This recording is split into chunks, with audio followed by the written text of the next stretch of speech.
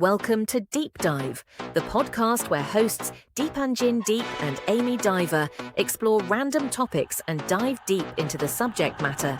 Join them as they uncover fascinating insights and explore the depths of everything from science to pop culture. Get ready to take a deep dive into the world of everything. All right, so today we are taking a deep dive into the world of lacrosse. Definitely. And going into this, I got to say, I had this whole preppy college sport image in my head. Right. But after digging into the research, wow, I was so wrong. It's got this deep history going way back centuries, and the Native American connection is seriously incredible. Absolutely. You ready to break this down for us? Let's do it. Lacrosse is a perfect example of how a sport can grow and evolve over time, yet still hold on to those threads of its past, those roots. Yeah, and the scale of these early lacrosse games played by Native Americans just blew my mind. It's pretty amazing. We're talking hundreds of players, sometimes even 1,000, Wow. facing off on fields that could stretch for miles. Imagine that, miles. I can't even picture it. And it gets even crazier. Some of these games lasted for days. Yeah, it's almost hard to comprehend now, isn't it? It really shows how these matches were much more than just athletic competitions. Oh, for sure. They were deeply spiritual and cultural events. They called lacrosse the creator's game.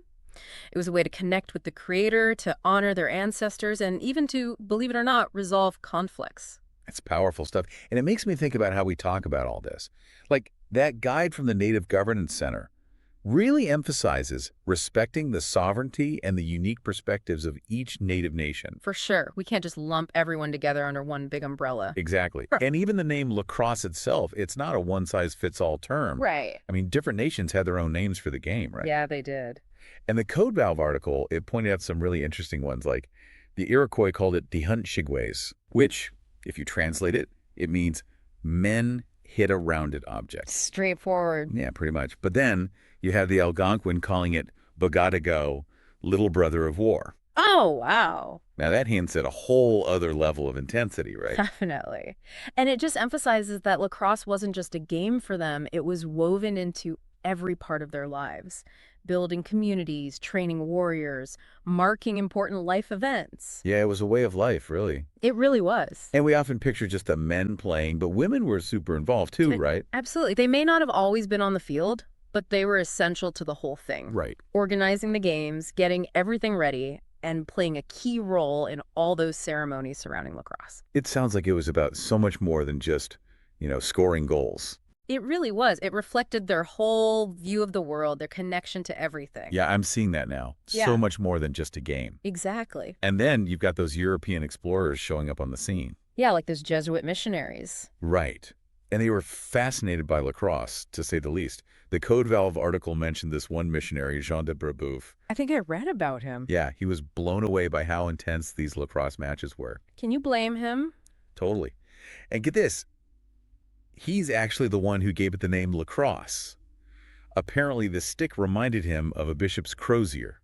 A crozier? Yeah, it's like this hooked staff that bishops carry. Oh, right. It's funny how that name came about, right? It is. You've got this fierce, almost violent game, and they're comparing it to a religious symbol. Yeah, talk about a contrast. For sure. Yeah. But after that, things started to change, Yeah, it couldn't stay the same forever, right? Exactly. Those days-long games on those massive fields, those were out the window. Yeah, I can't imagine those catching on with the colonists. Not really. So the Europeans, they started adapting the game to fit their own ideas. Right. They needed to make it their own. Exactly. Like Wikipedia mentions how they shrunk down the field. Makes sense. Much easier to manage. Oh, yeah. And they brought in stricter rules. Had to add some order to the chaos, right? Haha, yeah. And get this, they even started changing the equipment. Really? What did they do? Well, they ditched those traditional deerskin balls and started using ones made of rubber or cloth. Wow, that must have really changed things up. Totally. Ah. I mean, think about it. The speed, the bounce, everything would be different. Yeah, it's like they were trying to take this ancient game and make it faster. More predictable, too, probably. Right. And from there, it just kept evolving.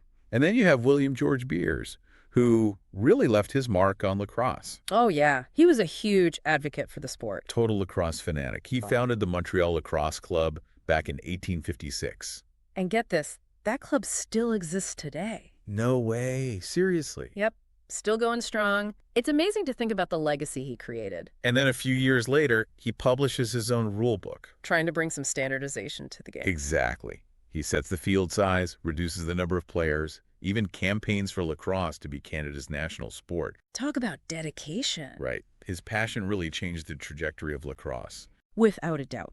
And his work, along with others, helped lacrosse spread like wildfire, first throughout Canada and then internationally.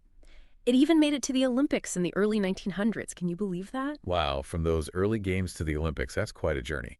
It really is. So we've gone from these ancient, epic matches to lacrosse becoming a global sport. It's amazing how much it's evolved with all these different versions popping up. It really has come a long way, hasn't it? It has. And I got to be honest, I was looking at all the variations: field lacrosse, box lacrosse, women's lacrosse, and then you've got lacrosse sixes, intercross. Yeah. I'm not going to lie, it got a little confusing. Yeah, it's a lot to keep track of, but that's what's so cool about it. It shows how adaptable lacrosse is, how it can change and grow to fit different cultures and interests.